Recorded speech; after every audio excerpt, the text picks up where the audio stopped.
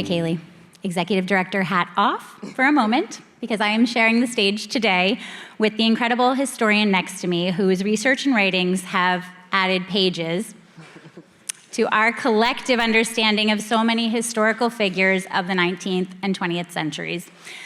From abolition movements, women's rights movements, and other civil rights activism.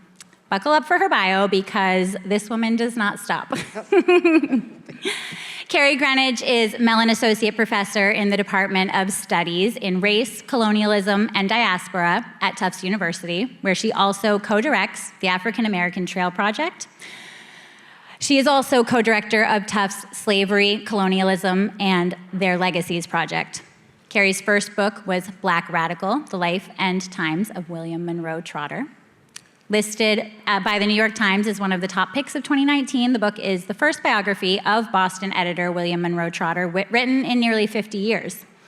The book received the Mark Linton Prize in History, the Massachusetts Book Award, and the Peter J. Gomes Prize from the Massachusetts Historical Society, among many other accolades. But we are here today to talk about Kerri's most recent book, The Grimkeys, The Legacy of Slavery in an American Family.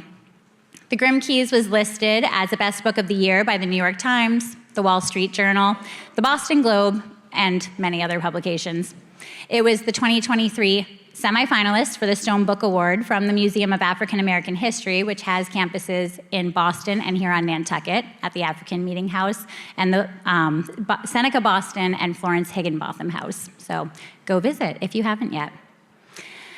The Grimkeys was also a finalist for the National Book Critics Circle Award and the Los Angeles Times Book Award, in addition to the J. Anthony Lucas Award.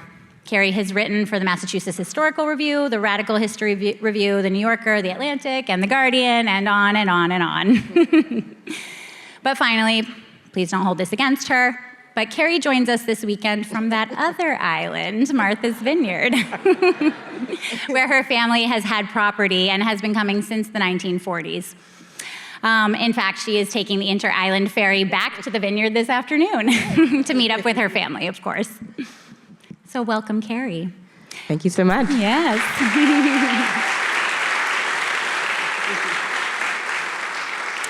So I'll start the conversation with a softball. My first question to you is, how are you enjoying this island this weekend? I know it's not your first trip to Nantucket. I can't say the island, to Nantucket. But have you noticed any differences between here and the vineyard? Which one's better? I don't know. It's so funny because when I got on the ferry to come here, I used to write all my books like in June at Kokomoor in Vineyard Haven. And the people in there, they're like, well, where are you going? And I said, I'm getting on the boat and I'm going to Nantucket. And they were like, what? What? You're going across the water? And I was like, yes. And they're like, oh, well, when are you coming back? They were very concerned. And I said, no, I will be back Saturday evening. And so it was fine. But yes, I think it's the history in both islands is like incredible. So you can't match it. Yeah. Very true.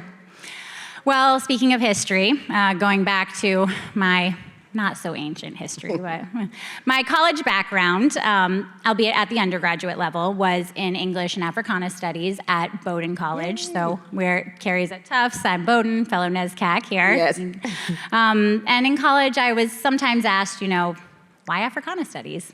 Because apparently it wasn't immediately obvious to everyone why I would choose to study the history of the African diaspora and the stories that come of that, which, of course, is the history of our country and of our world, inseparable from the history of any single moment or movement of our collective past.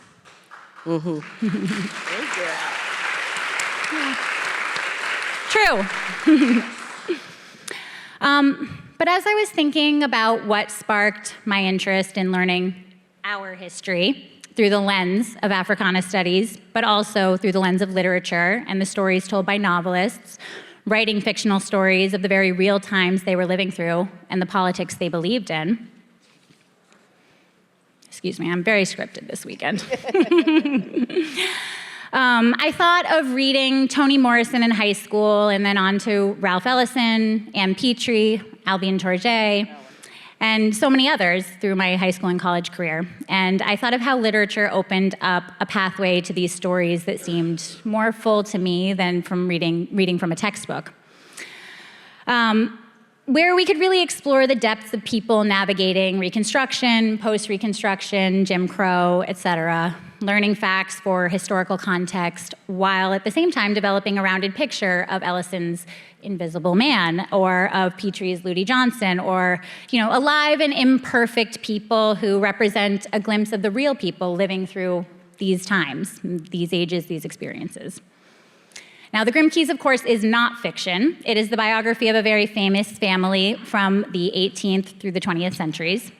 But what I admire about your research and writing, Kerri, is that I felt you accomplished in this biography what I really love about historical novels. The characters, I'll call them characters, even though they were real people, are not flat. They're round, they're spherical, they come alive off the page. Through clearly painstaking research in primary sources like letters and essays, you have shown your readers very full people. While still praising their essential work for the abolition of slavery and for women's rights, you show us that Angelina and Sarah Grimke are not the perfect and unfailingly selfless heroes, utterly transcending the politics of their time that previous biographers have written. You point out the contradictions also in people like Robert Fortin, one of the Black members of this very large and expansive family, who made a career out of advocating for abolition, which is funded by his second marriage to Mary Hanscom, whose family money comes from slavery and slave systems. So contradictions in all of the people throughout this family, Kerri highlights in such a full way. And so please, I'd like you to please talk about your approach to writing the characters of the Grimke and how you were able to create such rich and rounded representations of these characters. I'm calling them characters, but real live people. Well, thank you for the question, and thank you for Africana studies, and doing that type of work is phenomenal because it sort of allows you to look at the creases and the intricacies of history and of literature. So I always go to the historical sources and look at the primary sources. Being trained as somebody who's trained in history, that's where I always begin everything. And for my first book, I came across the Grimkes all the time. And so every time I came across their name, I would just put it in a separate file. So I have a whole other file that's I think it's 600 pages long. That's just all references from my first book that were references to the Grimkes because they were so ubiquitous in 19th century and early 20th century public culture. So if you were reading the Black press, there was always something about the Black Grimkes. If you were reading the abolitionist and the post-Reconstruction Northern press, the white Grimke sisters were always in there. And one of the things I noticed was that those stories in the press at the time never seemed to intersect, even though if you were either a member of the Black elite or you were a member of the white Northern liberal establishment, you no doubt knew that these people were connected, right? Because the name number one, the story number two, and then the ways in which the Grimke sisters talked about their Black nephews. So one of the questions I had, just by gathering all that primary source material for the first book was, how did those stories intersect? And why was it so blatantly that if you were just a popular person living in 1880 or 1890 of a certain age, meaning you had lived through the Civil War, that you didn't kind of talk about the fact that those families were connected? So that's really where I began a lot of the research and research gathering, and I was determined to both look at the papers of the Grimke families, all sides of them. So their papers are at the University of Michigan Clements Library, at the Moreland Spingarn, wonderful library, at Howard University, at University of Charleston, and so the American Antiquarian Society. And so I really was anything I could find that they had ever written beyond their most famous works for any of them. I wanted to kind of see what people were saying about them and what they were saying about themselves over time. So it was really getting into the archive and looking at it and really questioning what was a source that was written by any of the Grimkes, Black or white, that was public-facing, and what were they writing that was private, and how did those differ on the stories that they're telling about themselves and their family? And I mean, can you add a little bit to that? What are some of the through lines that you saw in the difference between what you gathered from a lot of their private communications and these other archival materials that you were uncovering versus what was the story that had been told? Well, one of the things as I was writing the book, I kept on reaching out to my historical mentors a lot and asking them, am I reading the sources correctly in terms of other historians missing over what was blatantly in the archives? So for instance, the Grimke sisters, Sarah and Angelina, they're born in Charleston, South Carolina. The story that was told about them and that there's a popular imagination is that they came from this slaveholding family and then they decide to disavow that history and move to Philadelphia and become abolitionists, and they are seen as canonical in terms of the white women's abolitionist movement, right? So if you're taking just a basic American history course, it's seen that they are the ones who inaugurate this juncture between abolition and women's rights, right? That's sort of how people are taught about them. And one of the things I noticed was that when I was looking at just the way that they were, the letters that they had between their family, and they came up from a family of 13 children. Not all of those children disavowed slavery. In fact, they continued to own slaves well into 1860s. And the Grimke sisters, two of their sisters remained ardent Confederates up until 1866. So these are not people, not a family that you would believe that they're sort of on the fringes of the slaveholding elite. And one of the things I noticed was that their letters back to this family, even as the Grimke sisters are writing about women's rights and writing about slavery being a sin and speaking very eloquently, they're, in the meantime, negotiating the sale of an enslaved person who's owned by their family named Stephen, who the family in Charleston was concerned because they couldn't sell him and get a good price for him.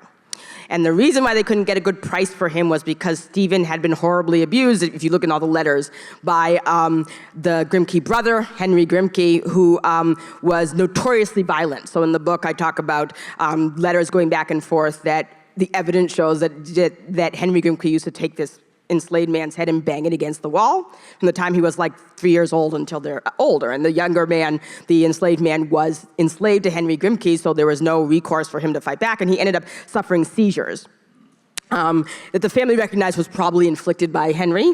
And so by the time this man, Stephen, is in his 20s, they can't sell him because he's compromised. And right, so there's all these letters over maybe a 5 to 7 year period between the Grimke sisters, who at the time are in Philadelphia and they're writing their anti-slavery treatises and they're working for women's rights, and their siblings, who are still living as slaveholders in Charleston.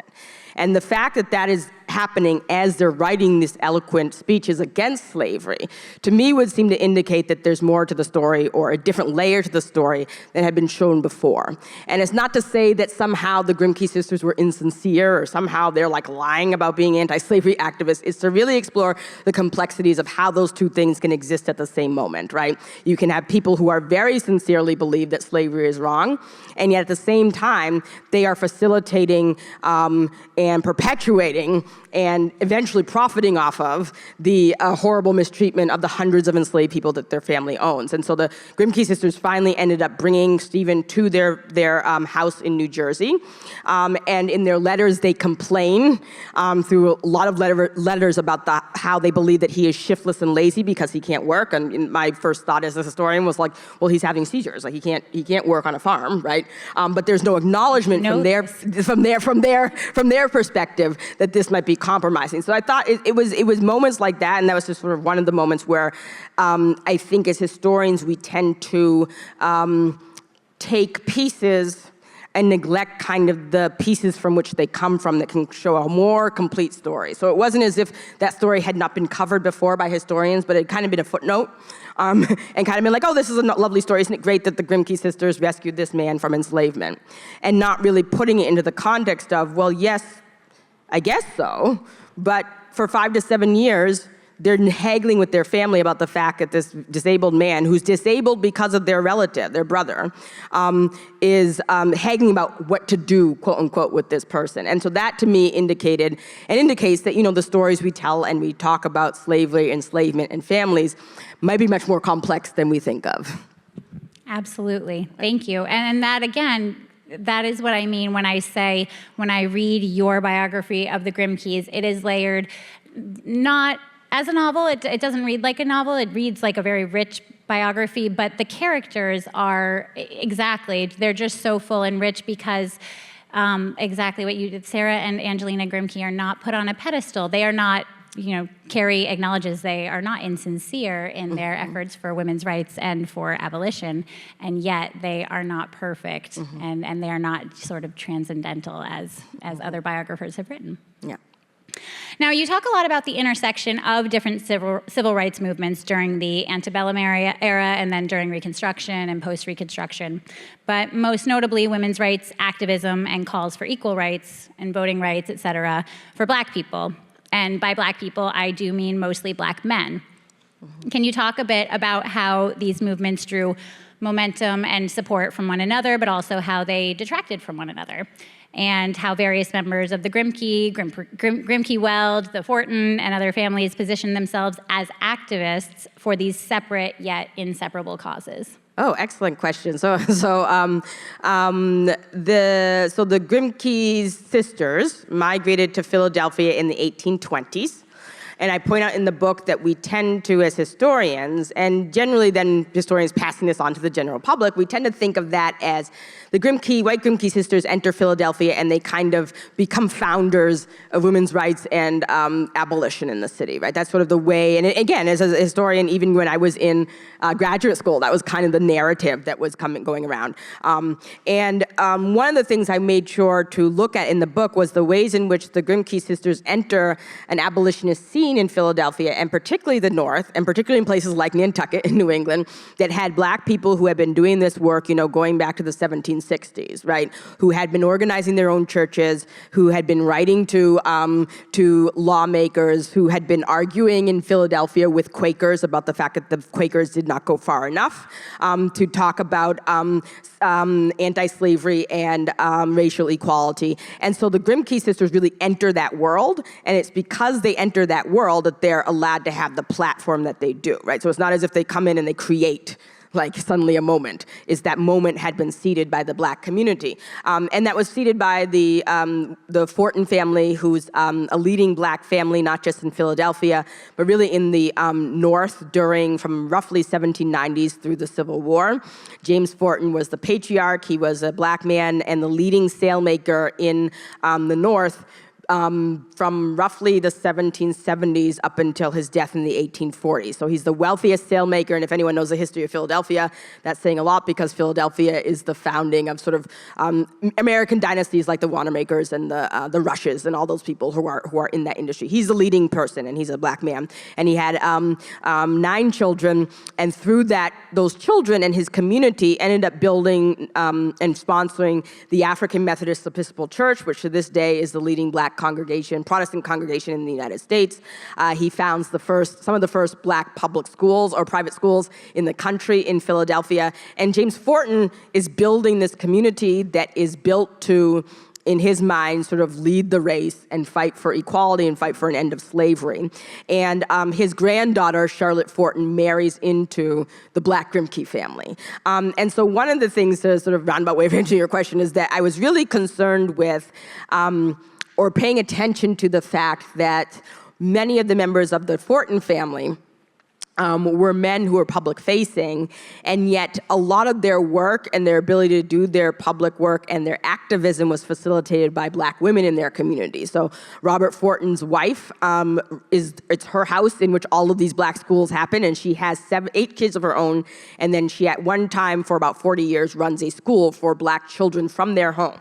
And so I wanted to look and say, well, that's actually an incredible thing that historians have ever glossed over, right? They're kind of like, oh yeah, she just had 8 children and then she ran a school. And it's like, well, to be anybody who has 8 children and you're running a school, that in and of itself, there's something there, right? Beyond just that it happened and somehow putting these people on a pedestal that like, oh, they were somehow more gracious and hardworking than we are. And I was like, so I went through and sort of looked at their stuff, and the fact that James Fortin and his sons were able to have their public-facing career was due almost entirely to the support of black women who are running the school. They're the ones who are, when there's abolitionist protests, they're the ones sending out and printing the letters that go out to black people that we're going to meet at this church and not this church. They're the ones who are meeting with white abolitionist women and having arguments with them about segregation in the pews. And so I really wanted to sort of, again, complicate that story, which is we often tend to think that somehow these protests are just organic, right? And so James Fortin's a great man, and he just manages to get people to follow him when he's protesting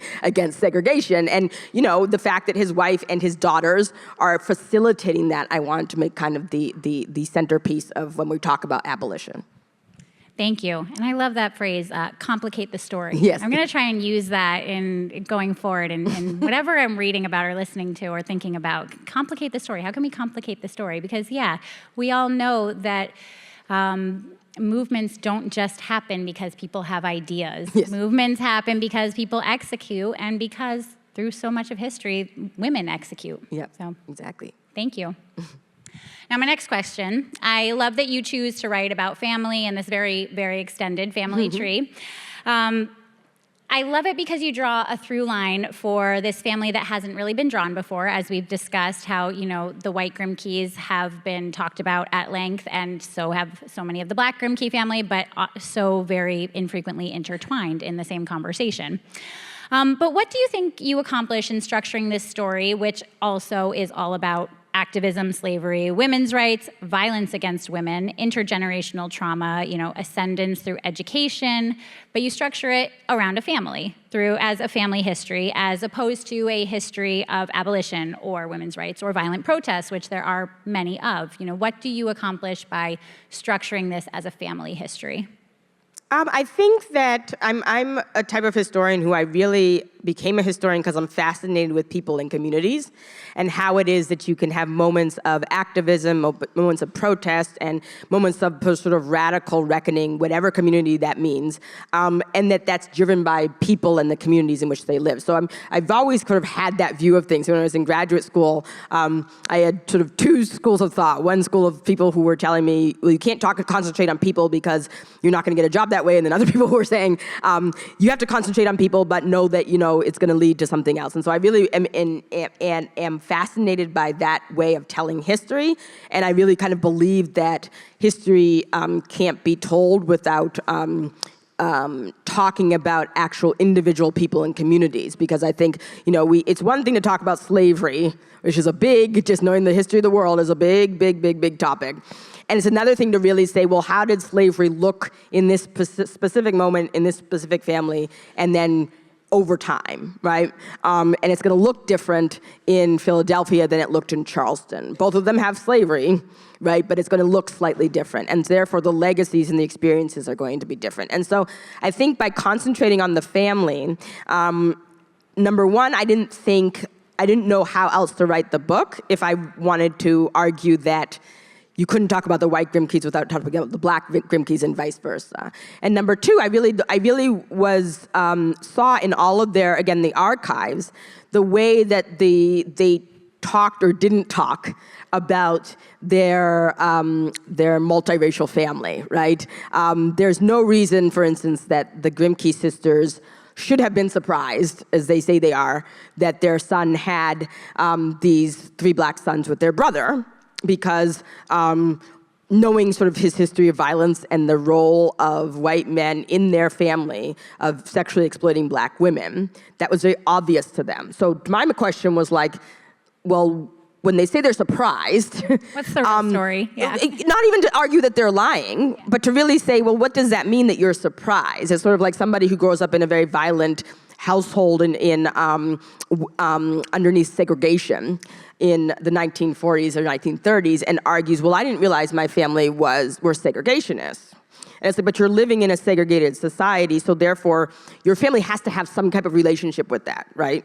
Unless they're out there saying that segregation is wrong, they have a relationship with it, right? And so, same thing. They have a relationship with Charleston, and Charleston, fortunately or unfortunately, is very well documented the ways in which white slaveholding men exploited black women in that city. And it was there's sort of the open secret in the city and the province, so much so that they passed laws in South Carolina that prevented white men from freeing black women they had sex with and had children with in 1821. So that shows that that's a prevalence, right, within this community. And so I really wanted to show, well, what is the legacy of that, right? Not the legacy in terms of the statistics, that W.E.B. Du Bois said after the Civil War, about 1/3 of all black people are descendants of this sexually exploitative relationship between white men and black women, right? So that's the fact that we know.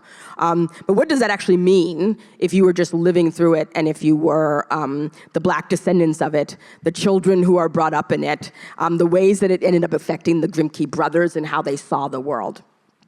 Yeah, can you expand on that a little bit? Because that's the next question that I had. Yeah. Just about the history of, there's a lot of sexual exploitation and trauma, and we talk about, you talk about how, this was a fact that white men were exploiting black women and sexually, and the result was often very clear in babies that were born. And this was not something that was hidden, and yet it was not talked about and acknowledged openly often, and yet it was acknowledged and accepted in certain circles.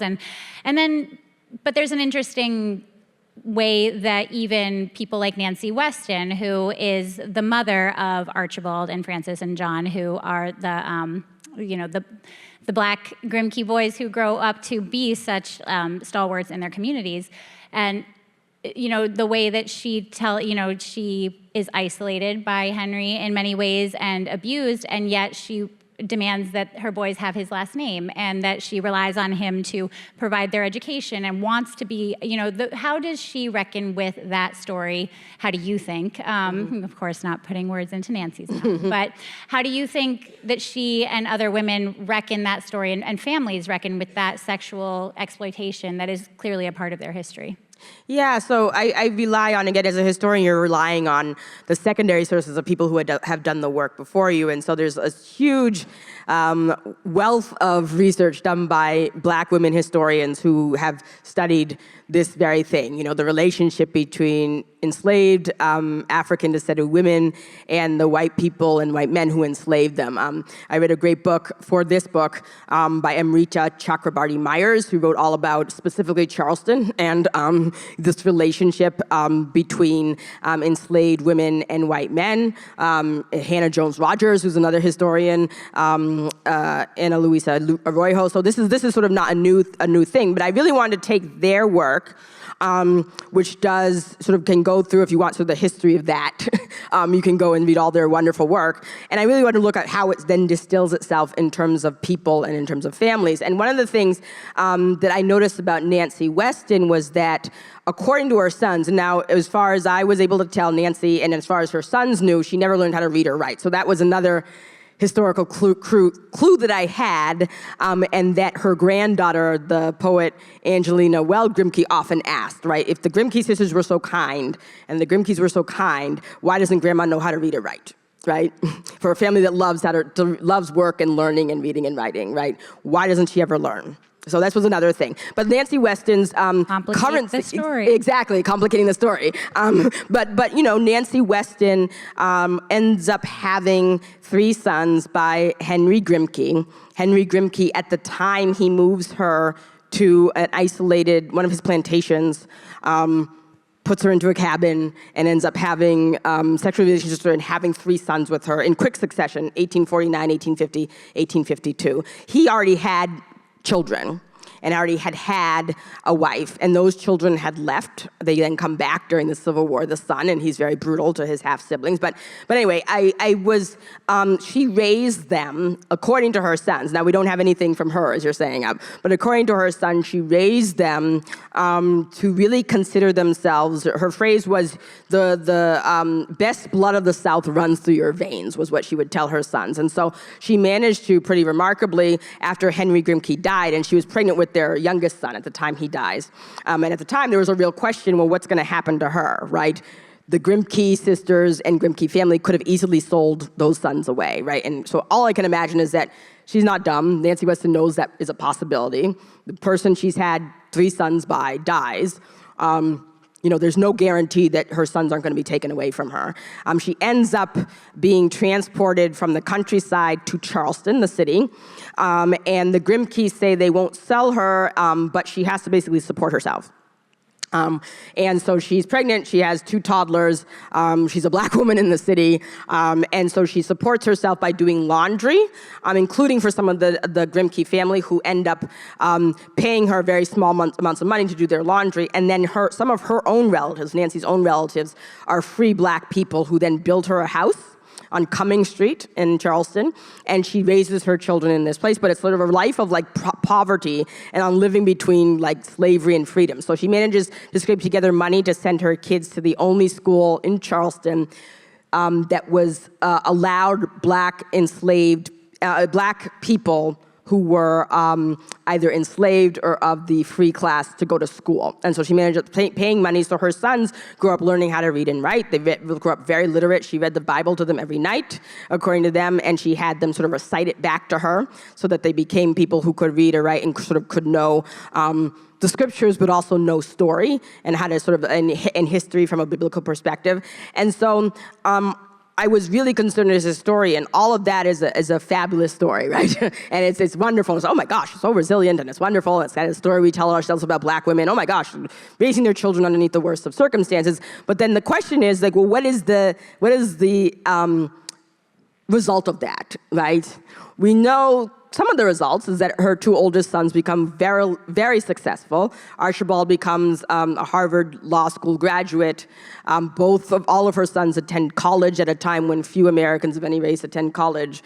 Her son Francis becomes a graduate of Princeton Theological Seminary in the 1870s, becomes pastor of the 15th Street Presbyterian Church, which is the leading black church in DC for about 50 years, or more than that, 70 years.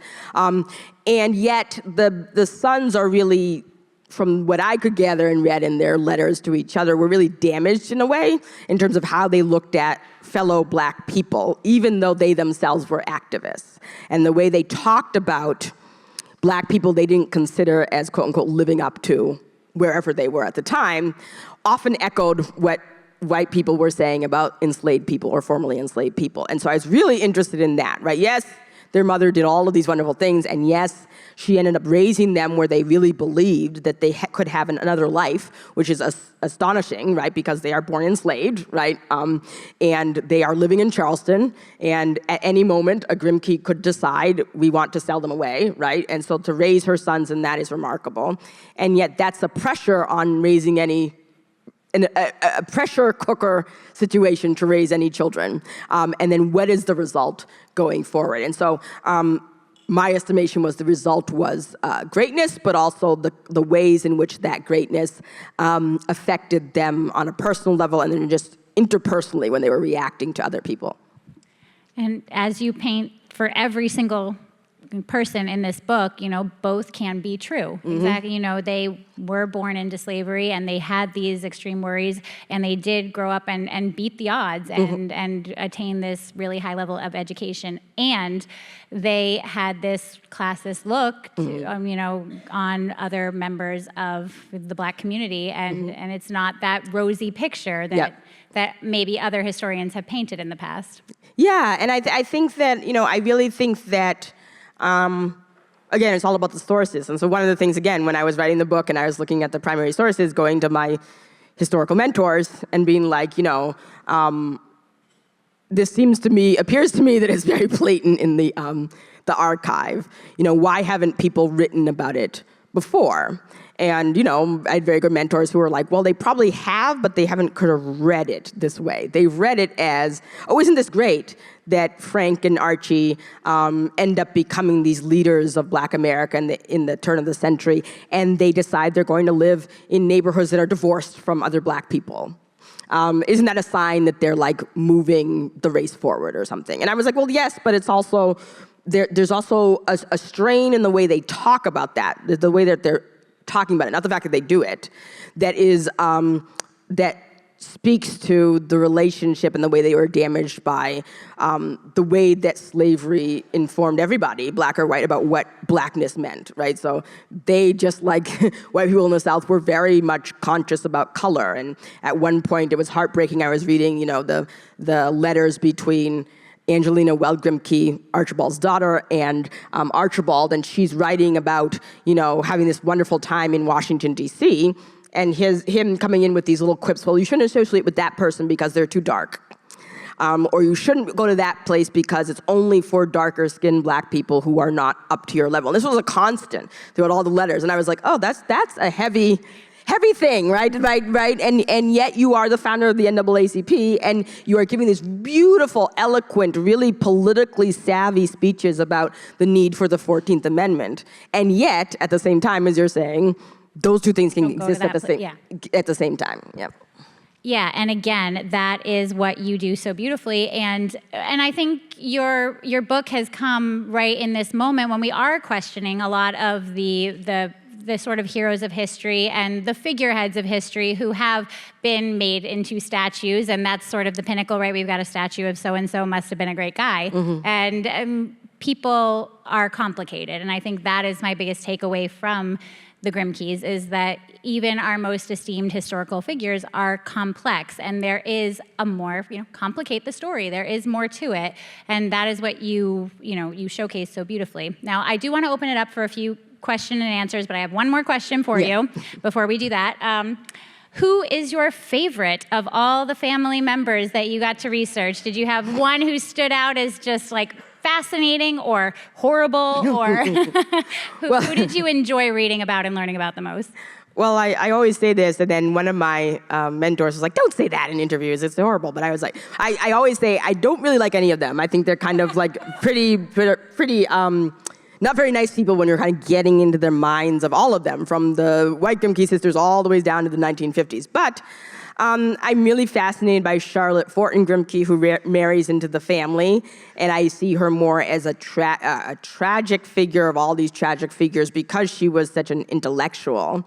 And she's the first black woman to write for Atlantic Monthly during the Civil War, and she translates works from French into English. I mean, she's like this enormous intellect, and yet she's at a time when black women are not supposed to be intellectuals. And so, to me, I thought she was the most fascinating because she read everything, she studied, she sort of like, she learns French, again, at her grandmother's school that's in the house with the 8 children and the people. She's sort of phenomenally intellectually curious, and yet she exists at a time when there's not a possibility for that to be recognized. And so my many hopes for the book, but one of the hopes for the book is that there will be another historian who will like just do her biography and really dissect, what just her life and the fact that she's beautiful intellect, and then she marries Frank Grimke, and because of his own sexism, he's like, oh, well, now I get to be the person, and you kind of just stand to the side, and she abdicates kind of her role in that way.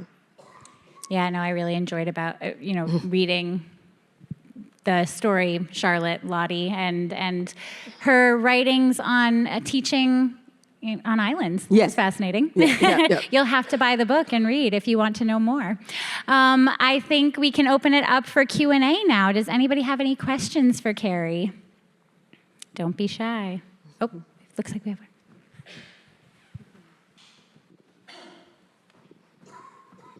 one. I know there's some, there was, in the late 1700s, there was some Nantucket Quakers were considered a little bit maybe too liberal for Philadelphia Quakers. Yes. And I wonder if you know about the history of Quakerism and abolitionism and how those, if there was any, elaboration between that you address. Excellent question. I was just talking to, where is she? I attended Quaker schools when I was a little kid. So from kindergarten through 6th grade. And oh, there she is. Yeah, and my nieces are now in high school. They attended the same Quaker school I did. And I went into Amani Perry, who was here last year. She was my babysitter as a kid. She attended the same school. So, the history of Quaker education is a phenomenon. Ilian Wu was also. And Ilian Wu, yeah, Ilian Wu, who was also attended that school with us. Anyway, and so, phenomenal history of the Quaker faith and Quaker education. can't be underestimated. One of the things I want to explore in the book is the tensions that the Quakers had, particularly in Philadelphia, between African American people as being a cause that was a righteous cause, and African American people as actual people who they had to interact with. And I was really, really concerned or interested in that place. So for instance, the Quakers in Philadelphia are some of the first to argue that slavery is a sin, right? Way back at the turn of the 17th century. And yet by the late 1790s, early 1800s, you have black Quakers who were not allowed to sit in the front pews in the Quaker meeting houses across Philadelphia. And these black Quakers, I talk about extensively in the book, had been Quakers going back to like the 1740s. So there's a long history of black people who were Quakers in Philadelphia, New Jersey, New York, beginning in the 1720s, who are saying, and they were free, and they're saying, well, why aren't we allowed to sit in the meeting house, right? And the white Quakers, having these ideas, they had to sit in the back. And so I was really concerned with, well, what does that mean that those black people continue to be Quakers, right? And continue to use the Quaker faith, particularly in Philadelphia, to found schools and anti-slavery societies and raise money for fugitive slaves. And yet they're having conversations with white Quakers and pointing out to the white Quakers, you are not living up to the promises of your faith, right? And that was an ongoing conversation, right? If you're leading just the letters that people have back and forth with each other, and particularly the Grimke sisters, right? The black women really holding them to it, right? Yes, you're showing up to this protest in New York City against the Missouri Act, right? And against, the gag rule in Congress, and yet you don't want to hold hands with the black women who are actually organizing the trip to New York, right? The black women are doing the work in the congregation, and you aren't sort of joining them. So I was really concerned with that. So I think, again, it sounds like I'm always saying the same phrase, but I really think, looking deeper into the story, I don't believe that anybody in any historical time is all good or all bad. I don't believe that anybody in any historical time is somehow able to be like above the fray, quote unquote, and completely absolved of engaging in the sins of their time. I just don't think that's possible, right? And so I saw that and see that definitely in the research that I did for this particular book, and in all the work that I do is the ways, and you have to kind of look at, again, all the sources, not just what the person is saying in a source that's published in a newspaper or a letter that's supposed to be read before Anti-Slavery Society, but the way they're talking to each other over time, right? And the way they're interacting with people in their community. Thank you. All right, we have a question here. So to bring it to the historical period of 2024, you are a professor at a prestigious university where many students these days often don't see the complexity and rush to judgment with people. We know about cancel culture. There's a woman, a professor at Smith named Loretta Ross, who you may know. Yep. And she's got this approach called calling in the calling out culture. Mm-hmm. Have you had a situation where you've had students that you've been able to advise on controversial hot button topics where maybe they take a binary choice on it, and you maybe feed them a different approach? It's a good question. I mean, I think I have a slightly different perspective on younger college students, I think, than kind of the hysteria that people have. I think younger people are really, really, really smart. I think, unfortunately, particularly the students I see have had a lot of chaos even in the best of circumstances in the past 5 years. I mean, who in this room, except for people who are younger people, went to high school where everything is shut down, and you're supposed to interact and learn normally on a screen? I mean, that to me is like, I hated teaching on a screen. I know most professors hated teaching on a screen, and I know most teachers hated teaching on a screen. So just that coming in. So I think that students, I have sort of a different perspective on younger people, because I think that many of them are coming in where it's like they're still like 15, and I think that has nothing to do with their parenting. It just has to do with the moment we're in. They went to high school where they entered high school or junior high school and everything was on a screen, and then they're forced to go back out in the world and they're like stunted. So that's the first thing I would say. The second thing I would say, I think that in and of itself accentuates what we all are when we're 18, 19, 20, 21 years old, which is often not built to see the gray area within things, right? I mean, I chill to think of looking at myself when I was like 19, 20 years old and had certain things that I was thinking, not because I was, not at the time thinking I was thinking about them very deeply, but just because of where you are developmentally, right?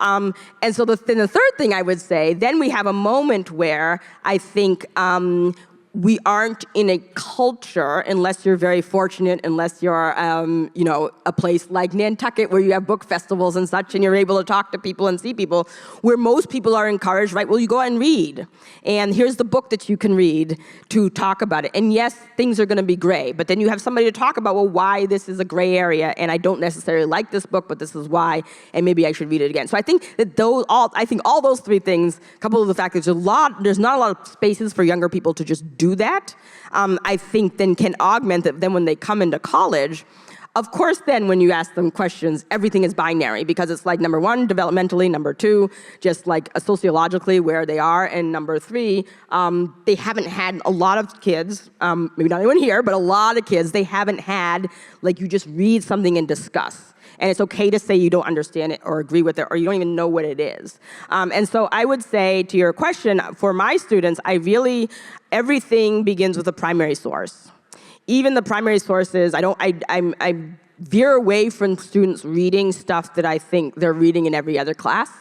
About slavery and Reconstruction. We read that too, but everything begins with a primary source, and you have to be able to talk about the primary source and look at where it came from, and can this be trusted, right? And what does trusted even mean, right? Is it trusted more because it comes from a black magazine written in 1893? Well, maybe, but also that magazine was purchased by Booker T. Washington, who had his own agenda of how he's talking about things. So therefore, you have to take into account what that says. So I think primary source teaching is the way I approach everything. And I think from there, that's when you're able to actually have really conversations with people, and nobody's sort of like on yelling. And they still try to do the yelling thing and saying, well, I read this, and I read this thing in the New York Times, and this is what. It's like, okay, well, that's fine, but that's not what we're talking about here. We're talking about this moment, and what does this source say? And then, by the end of the semester, you can get to them writing really brilliant papers or doing really brilliant projects that address this moment that we're in, but it's rooted in something, right? It's not just sort of the same arguments over and over again. And it's difficult. And I'm fortunate enough to work at a university where, like, they still have the humanities, and you can actually do that type of stuff.